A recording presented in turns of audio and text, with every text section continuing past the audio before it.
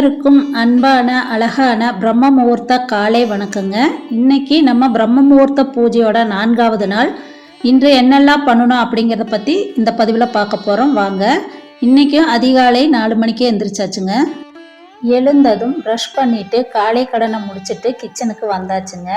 கிச்சனுக்கு வந்துட்டு அடுப்பு மேடை, அடுப்பு திட்டு, அடுப்பு ஸ்லாவு, அந்த டைல்ஸு இன்றைக்கி எல்லா பக்கமே தொடச்சி விட்டாச்சுங்க.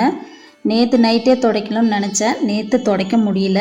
வழக்கம் போல் இன்றைக்கி லேட் ஆயிடுச்சுங்க. அதனால் நைட்டு அப்படியே எல்லாம் கொஞ்சம் கிச்சன் மேடையை மாத்திரம் ஒதுக்கி வச்சுட்டு அப்படியே படுத்து தூங்கியாச்சுங்க. சரி, இன்றைக்கி திங்கக்கிழமை காலையில் எழுந்திரிச்சு வீடு தொடச்சி விட்டுட்டு அப்புறம் நம்ம விளக்கு ஏற்றலாம் அப்படிங்கிற முடிவில் தாங்க நேற்று நான் நைட்டு துடைக்காமையே படுத்தேன்.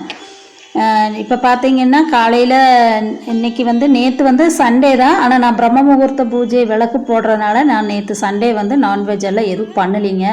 21 நாள் தானே நம்ம, அதனால் இந்த பூஜை கம்ப்ளீட்டாக முடிகிற வரைக்கும் நான்வெஜ் எதுவும் எடுக்க வேண்டாம் அப்படிங்கிற இதில் நான் சண்டே நான்வெஜ் எதுவும் எடுக்கலிங்க. இருந்தாலுமே நான் வீடு காலையில் துடைக்கிறதா நல்லது அப்படின்னு நினச்சிட்டு நான் காலையில் திங்கக்கிழமையே துடைக்கிறதுக்கு ஆரம்பிச்சிட்டேங்க. முதல்ல அடுப்பு மேடை எல்லாம் கம்ப்ளீட்டாக க்ளீன் பண்ணியாச்சு, அடுப்புலேருந்து அடுப்பு திட்டிலேருந்து. அதுக்கப்புறம் கிச்சன் முடிச்சுட்டு ஹாலுக்கு வந்துட்டேங்க. கொஞ்சம் துடைக்கிற தண்ணியில் கல்லுப்பு போட்டு நம்ம ஃபஸ்ட்டு சாமி ரூமு, கிச்சன் முடிச்சதுக்கப்புறம் சாமி ரூமு துடைச்சேங்க. முதல்ல கிச்சன் முடிச்சு அப்புறம் சாமி ரூமு தொடச்சி விட்டுட்டு, செவ்வாய் வெள்ளி வீடு துடைக்கக்கூடாது அப்படின்னு சொல்லுவாங்க. அதனால நம்ம திங்கக்கிழமையே இன்றைக்கி காலையிலேயே வீடு தொடச்சி விட்டுறலான்னு சொல்லிட்டு வீடு நம்ம குளிச்சுட்டு வீடு துடைக்க நின்னோம்னா ரொம்ப நம்மளுக்கு வேர்வை வந்துடும். நம்மளால் நான் நேற்றே சொல்லியிருந்தேன் இல்லைங்களா, எனக்கு கூட்டிகிட்டு தொடச்சிட்டு வேலை செஞ்சுட்டு அப்புறம் போய் விளக்கேற்றினா அது விளக்கேற்றுறதுக்கு ஒரு நல்ல ஃபீல் இல்லைன்னு. அதனால் எனக்கு வேலைகள்லாம் இருந்தால் வேலையை முடிச்சுட்டு குளிச்சுட்டு ஃப்ரெஷ்ஷாக போய் விளக்கேற்றுறதாங்க எனக்கு பிடிச்சிருக்கு. ஒவ்வொருத்தவங்க அவங்கவுங்க வசதிக்கு தகுந்த மாதிரி, அவங்கவுங்க மனநிலைக்கு தகுந்த மாதிரி இந்த பிரம்ம முகூர்த்த பூஜையும் வேலைகளையும் செய்வாங்க. எனக்கு இந்த மாதிரி செய்கிறதுக்கு தாங்க எனக்கு பிடிச்சிருக்கு. காலையில் அதிகாலையில் 4 மணிக்கு எழுந்திரிச்சோமா, ப்ரஷ் பண்ணணுமா, காலை கடனை முடிச்சுட்டு வந்துட்டு குளிக்கிறதுக்கு முன்னாடி வீடெல்லாம் கூட்டுறதா இருந்தால் கூட்டி பெருக்கி எடுத்துருவேங்க, துடைக்கிறதா இருந்தால் துடைச்சி எடுத்துருவேன். வீடு கொஞ்சம் பெருசாக இருக்கிறதுனால நான் வீடு பெரிய வீடாக இருக்கிறவங்க கூட்டி பெருக்கி எல்லாருமே ஒரே நாள் பண்ணணும்னு நினச்சோம்னா 4 மணிக்கெல்லாம் எந்திரிச்சு பிரம்ம முகூர்த்த பூஜையில் விளக்கு ஏற்ற முடியாதுங்க. அதனால் நம்ம என்ன பண்ணணும்னு கேட்டிங்கன்னா, கூட்டுறதை ஒரு நாள் வச்சுக்கணும், துடைக்கிறது ஒரு நாள் வச்சுக்கணும். அப்போ நான் சாயங்காலமே வீடெல்லாம் கூட்டி விட்டாச்சுங்க. அதனால் இன்றைக்கி திங்கக்கிழமை துடைக்கிறது மட்டும்தான் நான் வேலையாக வச்சுக்கிட்டேன். அப்போ காலையில் எழுந்திரிச்சு பார்த்தீங்கன்னா 4:10 வந்தாச்சு. வந்ததுக்கப்புறம் நான் வீடெல்லாம் துடைக்க ஆரம்பிச்சிட்டேன். நேற்று நைட்டு நம்ம கூட்டி விட்டதுனால வீட்டில் மண் குப்பையெல்லாம் இல்லை, அப்படியே நான் துடைக்க ஆரம்பிச்சிட்டேங்க. துடைச்சி ஹாலெல்லாம் கம்ப்ளீட்டாக துடைச்சி எல்லா ரூம்ஸும் நான் துடைச்சி விட்டுட்டேன். ஹால் மட்டும் கிடையாதுங்க, எல்லா ரூமும் துடைச்சி விட்டுட்டு வெளியே நம்ம வாசலில் நேற்று போட்ட கோலமெல்லாம் இருந்ததுங்களா, அதெல்லாம் கூட்டி வாசலையும் நம்ம நல்லா கூட்டி சுத்தம் பண்ணி, மஞ்சள் நம்ம சாணம் இல்லாதனால மஞ்சள் அதில் தண்ணியில் கலக்கி வாசல் தெளித்து விட்டு வாசலில் கோலம் போட்டுடலாங்க. அப்புறம் நான் இந்த வேலையெல்லாம் செஞ்சு முடித்ததுக்கப்புறம் தாங்க நான் குளிக்க போகிறேன். எனக்கு இந்த வேலையெல்லாம் செஞ்சு முடித்ததுக்கப்புறம் குளிச்சுட்டு ஃப்ரெஷ்ஷாக விளக்கேற்றுறதா என் மனசுக்கு ரொம்ப பிடிச்சிருக்குங்க. நீங்களும் இந்த மாதிரி உங்களுக்கு எப்படி மனசுக்கு செய்ய தோணுதோ இப்படி தான். இப்போ நம்ம ஆச்சாரம்னு பார்த்துட்டோம்னா நிறைய இருக்குங்க. நம்மளுக்கு எல்லாருக்குமே அதே மாதிரி எல்லா ஆச்சாரங்களும் செஞ்ச முடியுமாங்கிறது தெரியல.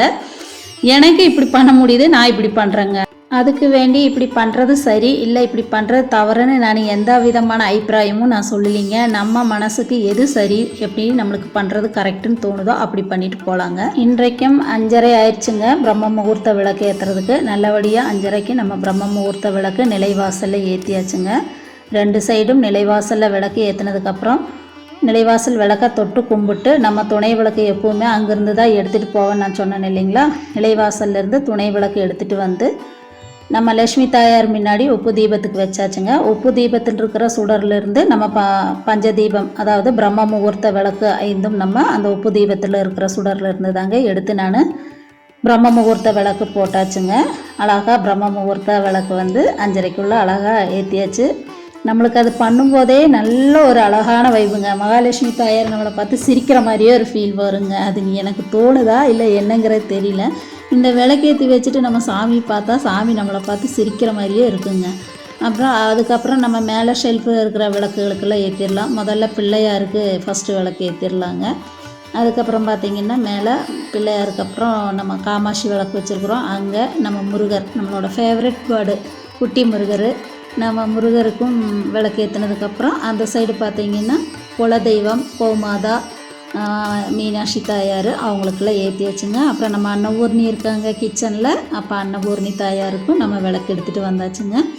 இப்போ அழகாக நம்ம அன்னபூர்ணி தாயாரும் விளக்கு வெளிச்சத்தில் சிரித்து ஜம்முன்னு உட்காந்துட்ருக்காங்க.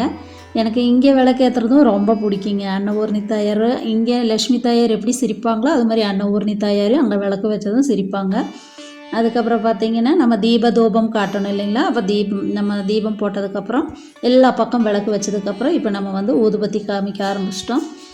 கீழே வந்து நம்ம லக்ஷ்மி தாயாருக்கும் அந்த பிரம்ம முகூர்த்த விளக்குக்கும் காமிச்சதுக்கப்புறம் ஷெல்ஃபில் இருக்கிற நம்மளோட எல்லா ஃபேவரட் தெய்வங்களுக்கும் கணபதியிலேருந்து முருகர்லேருந்து நம்மளோட குட்டி கண்ணன் வரைக்கும் எல்லாருக்கும் தீபதூபம் காமிச்சாச்சுங்க. அப்படியே வந்து நம்ம அன்னபூர்ணி தாயாருக்கும் காமிச்சிட்டு வழக்கம் போல் நம்ம உப்பு ஜாடிக்கும் காமிச்சிட்டு அடுப்பு மேடைக்கும் அடுப்புக்கும் காமிச்சிட்டு இப்போ நம்ம நேராக வந்து வெளியில் வந்து பிரம்ம முகூர்த்த விளக்கு நிலைவாசல் ஏற்றிருக்கிறோம் இல்லைங்களா, அங்கேயும் நிலைவாசலுக்கும் காமிச்சதுக்கப்புறம் நம்மளோட பிரபஞ்சத்துக்கு தாங்க இப்போ நம்ம வந்து காட்ட போகிறோம்.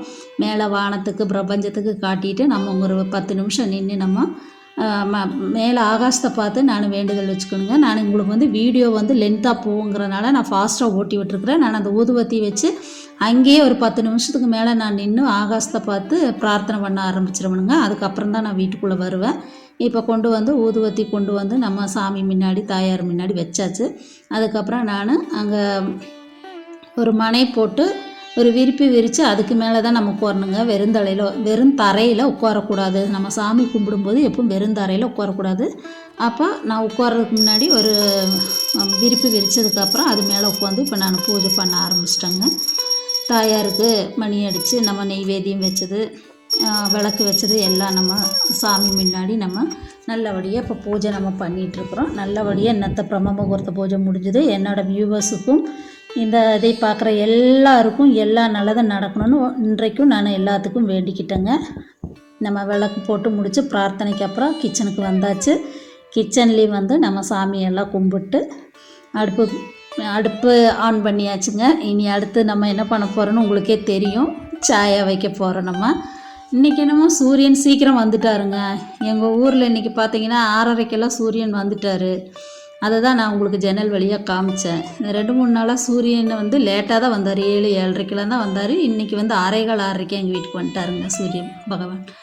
அப்புறம் பார்த்திங்கன்னா இப்போ நம்ம சாயா ரெடி பண்ணிகிட்ருக்குறோம். எங்கள் வீட்டில் அவருக்கும் நான் ப்ரஷ் எல்லாம் எடுத்து கொடுத்தாச்சு. அவங்க ப்ரஷ் பண்ணிகிட்ருக்காங்க. இப்போ அவரும் வந்து ஹாலில் உட்காந்துட்டார். இப்போ நம்ம சாயா ரெடி பண்ணிவிட்டு நானும் எங்கள் வீட்டில் அவரும் இப்போ சாயா குடிக்க போகிறேங்க. நீங்களும் சாயை குடிக்குவாங்க. டெய்லி நான் உங்களுக்கு சாயை வைக்கிறத மட்டும்தான் காட்டிகிட்ருக்குறேன். உங்களுக்கெல்லாம் சாயை குடிக்க எங்கள் வீட்டில் சாயை குடிக்க விருப்பம் உள்ள எல்லோரும் எங்கள் ஊருக்கு வாங்க, வந்து எல்லோரும் டீ குடிக்கலாம்.